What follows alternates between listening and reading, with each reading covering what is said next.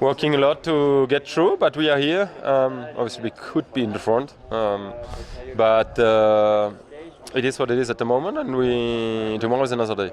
The strategy is to get through without trouble, but there's so many surprises and so many stones, and the Fesh made it super difficult today. So I don't know. Let's find out tomorrow. Disappointment from the morning fast one, double puncture, and it cost a lot. At 3 minutes at the moment from the top. So yeah, of course, not very happy. But this rally is always many things can happen. Still, we have 2 days to go. Anything can happen, and everything is possible. I was quite careful with the car where it was very rough, and of course it's still hard on the car, but yeah, obviously it's been a grueling day out there, and happy to get through it with no issue, but of course there's still a very long way to go in this rally.